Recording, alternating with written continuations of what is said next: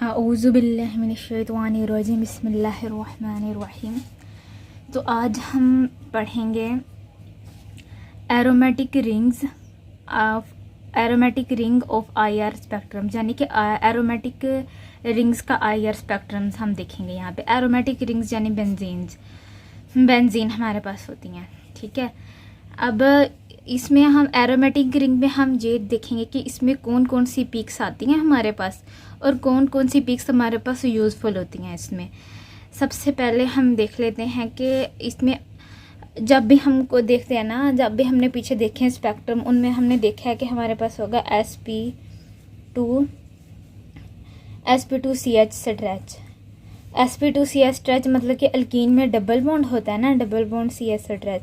तो ये हमने देखी थी, ये हमारे पास थी 3000 से ज़्यादा होनी चाहिए, 3100 होती है, मतलब कि 3000 से ज़्यादा होना चाहिए हमारे पास sp2ch स्ट्रेच। तो 3100 भी हो सकती है, इससे ज़्यादा भी हो सकती है। अब ये हमने देखा था अल्कीन में। अब हमें कैसे पता चलेगा कि ये जो हम आईआर स्पेक्ट्रम देख रहे हैं एरोमेटिक रिंग्स का, ये वाली जो carbon double bond carbon CH जो स्ट्रेच है जो 3100 पे आ रही है, अब हमें कैसे पता चलेगा कि ये अल्कीन की है या एरोमेटिक रिंग्स वाली हैं। एरोमेटिक रिंग मतलब कि ऐसे होती हैं ना बेंजीन, और फिर उसमें डबल बॉन्ड होता है। तो अगर हम कार्बन डबल बॉन्ड कार्बन या CH2 देख लें तो ये रिंग, ये देखो ये रिंग वाली नहीं है और ये रिंग वाली है। तो हमें कैसे पता चलेगा कि जो हमारे पास स्पेक्ट्रम आया हुआ है उसमें इस वाली की पीक आई हुई है या एरोमेटिक वाले डबल बॉन्ड की पीक आई हुई है या इस डबल बॉन्ड की पीक आई हुई है। तो हमने इसके लिए हम देखेंगे sp2 की स्ट्रेच तो यही होगी। अब इसके लिए हम देखेंगे कार्बन, ये जो सिंपल वाला CH2 होता है ना, CH2, इसकी तो हमें पता है कि कार्बन डबल बॉन्ड कार्बन की CH स्ट्रेच क्या होती है, 1650। लेकिन जो अगर एरोमेटिक की बात की जाए, एरोमेटिक में क्या होता है कि यहाँ पे कार्बन डबल बॉन्ड कार्बन की CH स्ट्रेच 1650 नहीं होती, यहाँ पे इसकी CH स्ट्रेच होती है 1600 से 1475 तक।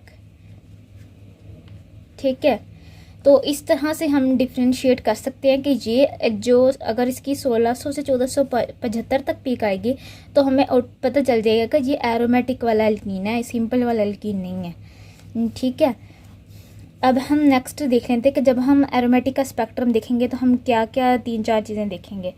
सबसे पहली चीज़ जो हम देखेंगे वो हमारे पास वही होगा sp2 की CH स्ट्रेच, जो कि हमें पता है कि हमारे पास 3000 से ज़्यादा होती है। और नेक्स्ट हम देखेंगे इसका कार्बन डबल बॉन्ड कार्बन, जो कि 1600 से ज़्यादा होना चाहिए, यानी कि 1600 से 1475 के बिटवीन होना चाहिए। और नेक्स्ट जो थर्ड चीज़ है वो हम देखेंगे out of plane CH bending. ठीक है, CH की बेंडिंग आउट ऑफ प्लेन देखनी है हमने, जो वो हमारे पास होगी यहाँ पे बेंजीन रिंग के केस में होती है हमारे पास 900 से 690 तक। ठीक हो गया, 900 से 690 तक होती है आउट ऑफ प्लेन में CH की बेंडिंग। ठीक है, तो यहाँ ये वाला जो रीजन होता है ना, ये वाला जो CH की बेंडिंग वाला रीजन है जो 900 से 690 तक है, ये वेरी यूज़फुल होता है, वेरी यूज़फुल रीजन होता है। अच्छा, थर्ड हमने 3 चीज़ें देख ली। अब चौथी चीज़ हम ये देखेंगे कि उसमें फोर्थ चीज़ क्या होगी, ओवर टून बैंड। इसमें ओवर टून बैंड, अब ओवर टून बैंड कहाँ पे आएगा हमारे पास, वो हमारे पास आएगा 2000 से 1667 पर, 2000 से 1667 पर ऐसे होगा। 3-4 ऐसे छोटी छोटी पीक्स आएंगी, ये इसकी मतलब कि इसकी निशानी है कि ऐसे जो स्पेक्ट्रम होगा ना उसमें ये ऐसे ऐसे करके पीक्स आएंगी। ठीक है, जो कि होंगे हमारे पास 2000 से 1667 पर। अब नेक्स्ट इसका हम देखते हैं कि अगर हमारे पास है मोनो सब्स्टिट्यूटेड रिंग, ठीक है, मोनो सब्स्टिट्यूटेड रिंग, जो हमारे पास मोनो सब्स्टिट्यूटेड रिंग्स होती हैं ना, अब हमें कैसे पता चलेगा कि ये जो मोनो सब्स्टिट्यूटेड रिंग है वो मेटा पे लगा हुआ है सब्स्टिट्यूट या पैरा पे लगा हुआ है सब्स्टिट्यूट, यानी कि मेटा और पैरा पे लगा है। कहाँ पे लगा हुआ है, यानी जैसे कि हमारे पास टोलिन है ना, ये ऐसे में इसके ऊपर CH3 लगा होगा, इसको हम क्या कहते हैं, टोलिन, ठीक है। तो ये हमने देखना है। तो जब हम मोनो सब्स्टिट्यूटेड रिंग देखेंगे उसमें हम सबसे पहले क्या चीज़ नोट करेंगे, वो है sp2 का स्पेक्ट्रा देखना है हमने। बाकी सारी चीज़ें तो सेम होगी ना। sp2 का स्पेक्ट्रा देखना है जो कि हमारे पास 3100 पे आ रहा था, और उसके बाद हमने नंबर 2 पे देखना है कार्बन डबल बॉन्ड कार्बन, जो कि हमारे पास आ रहा था 1600 से 1475 पर। और फिर हमने ओवरटून देखना है, ओवरटून देखना है, वो हमारे पास आ रहा था 2000 से 1667 पर, 2000 से 1667 पर आ रहा था। और फिर फोर्थ नंबर पे हमने इसकी देखनी है। फोर्थ नंबर पे हमें ना, अगर तो ये मोनो सब्स्टिट्यूटेड होगा, यानी कि इसके ऊपर जी एक ग्रुप लगा होगा, रिंग के ऊपर ना ये एक ग्रुप लगा होगा, तो हमारे पास 2 पीक्स आएंगे, ठीक है।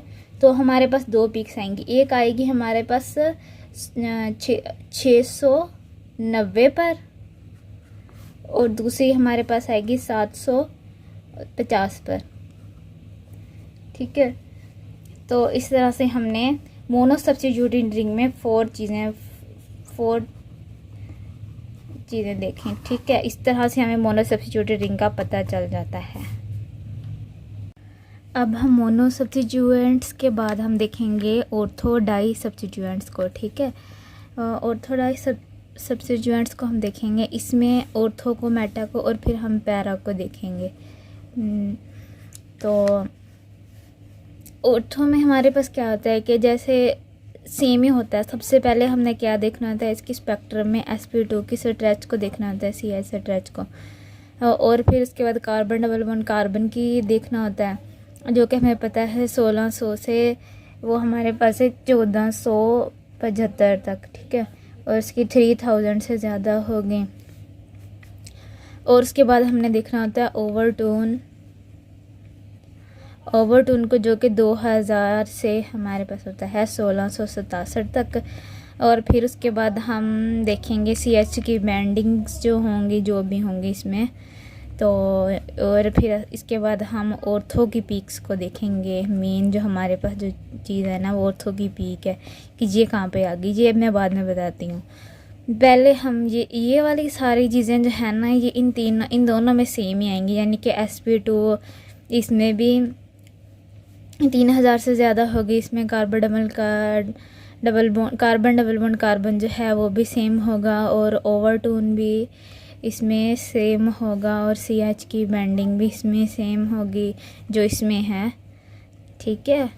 और sp2CH जो होगा, ये इसकी भी वही होगा 3000 से ज़्यादा, और कार्बन डबल बॉन्ड कार्बन ओवरटून होगा, और जो CH की बैंडिंग होगी वो भी इसमें सेम होगी।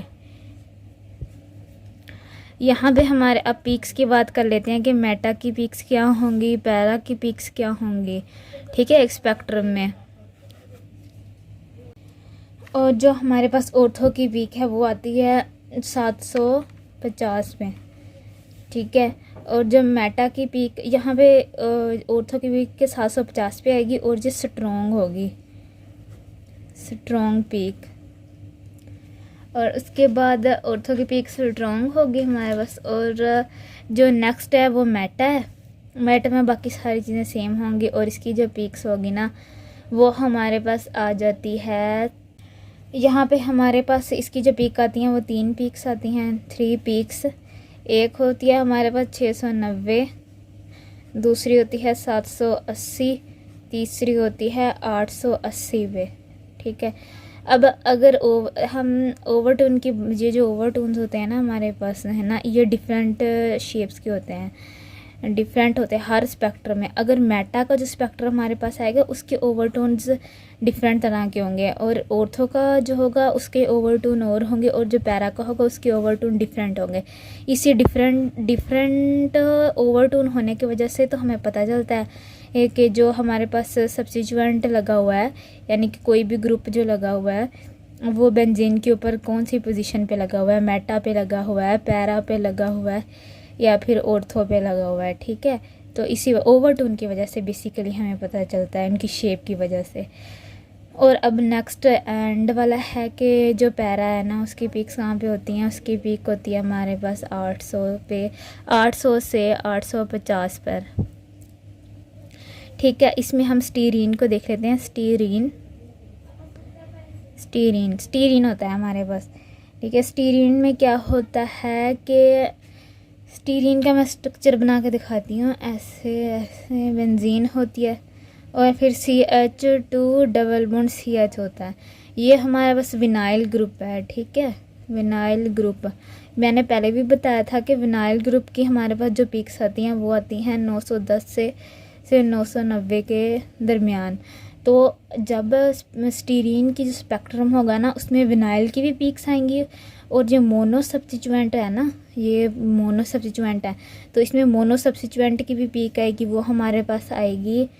मैंने बताया है अभी, जो मोनो सब्स्टिट्यूएंट होता है उसकी पीक होती है ये 90 से 750 पर। ये मोनो सब्स्टिट्यूएंट है, इसकी पीक होती हैं। और फिर ये जो बेंजीन रिंग है इसका तो मैंने बताया था कि अगर हमारे पास बेंजीन एरोमेटिक रिंग है, यानी कि एरोमेटिक रिंग है, उसकी वजह से हमारे पास 1600 से 1475 तक इसकी पीक आती है। That's it.